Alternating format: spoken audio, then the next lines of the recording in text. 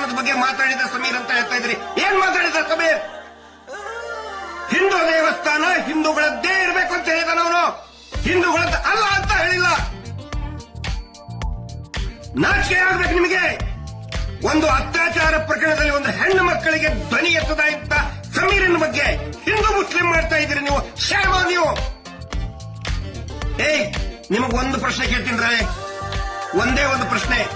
ನಿನ್ನ ಮನೆ ಹೆಣ್ಣು ಮಗಳಿಗೆ ನಿನ್ನ ಮಗಳು, ನಿನ್ನ ತಂಗಿನೋ, ಹೆಂಡತಿನೋ, ತಾಯಿಗೋ ಯಾವನಾದ್ರೂ ಒಬ್ಬ ಕಿರಾತಕ ಹಿಂದೂ ಎತ್ಕೊಂಡು ಹೋಗಿ ಹಾಳು ಮಾಡಿದ್ರೆ ಆಯ್ತು ಬಿಡಪ್ಪ, ನಾನು ಹಿಂದೂ, ಅವನು ಅತ್ಯಾಚಾರ ಮಾಡಿದವನು ಹಿಂದೂ, ಹೋಗ್ಲಿ ಬಿಡು ಅಂತೇಳಿ ಸುಮ್ನೆ ಬಿಡ್ತೀಯ ನಾಲಾಯಕ್?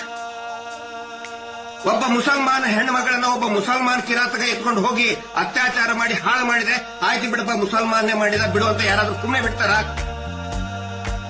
ಕ್ರಿಶ್ಚಿಯನ್ರಿಗೂ ಕೇಳ್ತಾ ಇದ್ದೀನಿ, ಜೈನ್ರಿಗೂ ಕೇಳ್ತಾ ಇದ್ದೀನಿ, ದಯವಿಟ್ಟು ಈ ಸುಳ್ಳು ಸುಳ್ಳು ಪೋಸ್ಟ್ ಹಾಕ್ತಾ ಇರುವಂತ, ವಿಷ ಉಳ್ತಾ ಇರುವಂತ, ಹಿಂದೂ ಮುಸಲ್ಮಾನ್ ಅಂತ ವಿಷ ಉಳ್ತಾ ಇರುವಂತ ಪೋಸ್ಟ್ ಗಳನ್ನ ದಯವಿಟ್ಟು ನಂಬಬೇಡಿ. ಸಮೀರನ್ ಮೇಲೆ ಸೋಮೋಟೋ ಕೇಸ್ ಹಾಕ್ತಿರಲ್ಲ ನೀವು, ಸ್ವಯಂ ಪ್ರೇರಿತ ದಾಖಲೆ, ದೂರು ದಾಖಲೆನ ಮಾಡಿದ್ರಲ್ಲ, 299 ಅರೆಸ್ಟ್ ಮಾಡೋದಕ್ಕೆ ಬರೋದಿಲ್ಲ. ಸುಪ್ರೀಂ ಕೋರ್ಟಿನ ಆದೇಶ ಇದೆ. ನಿನ್ನೆ ಪೊಲೀಸರು ಬಂದು ಅರೆಸ್ಟ್ ಮಾಡಕ್ ಬಂದಿದ್ರಿ.